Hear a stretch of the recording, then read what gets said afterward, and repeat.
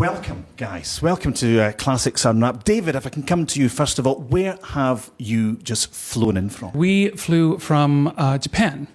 We had a few days break in between the Southeast Asia, Japan leg and here. So we're all a little bit on a completely different time zone, trying to catch up with ourselves. Tell us a little bit about Amor y Pasión. We brought in so many new elements that people have been asking for over the years and which we've been thinking.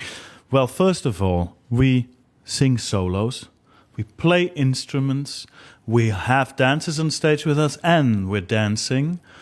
And it's just the whole show is so beautifully flowing with all that Latin repertoire. And it's so, with all these elements I've just mentioned, you know, there's so much light and shade in it. It's very entertaining for us to do and definitely also for the public to watch. Now, you talk about that Latin element. If I can ask Carlos, tell us about the repertoire itself. Who decided the repertoire for this CD? Yeah, the repertoire started about 2 years ago. We had we were singing on a TV show in Spain, and then we spoke to the Spanish record company. We should do something with Latin music. So we just put a really long list forward. It was about 300 songs, and then we just went to the studio and we just recorded with Julio Reyes. And he was from Colombia. Yeah, he's from Colombia, a very well-known producer.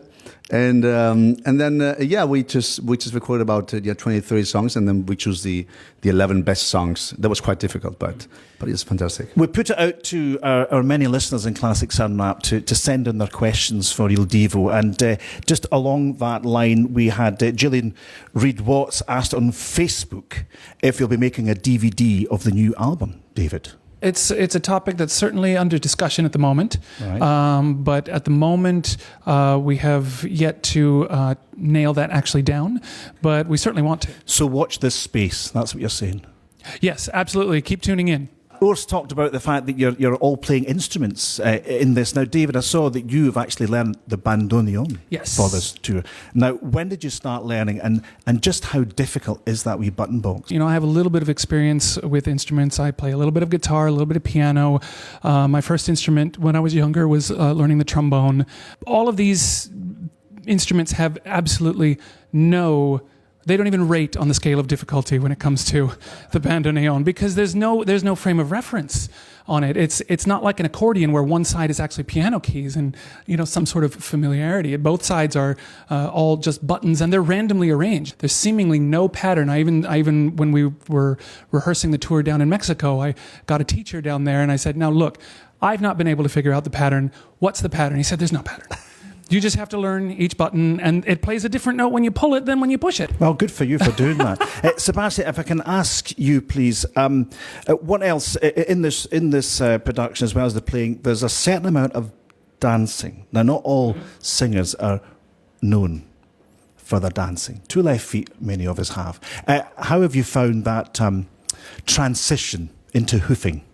You know what, for me, actually, it's always been a passion of mine just to learn about dancing, and probably had 2 left feet, but had to learn that I had 2 feet that were a right one and a left one. And you've got to do tangos and that's right, salsa. Mambo, salsa. There's all different sexy dance to our music. Each and every one of us is having a lot of fun, and during the rehearsals in Mexico, we've had tremendous. Well, my fun. wife is from Mexico, and she'll always say, when it comes to that sort of Latin rhythm, you have to ask a Latino. So I'm going to ask you, how was their Latin rhythm?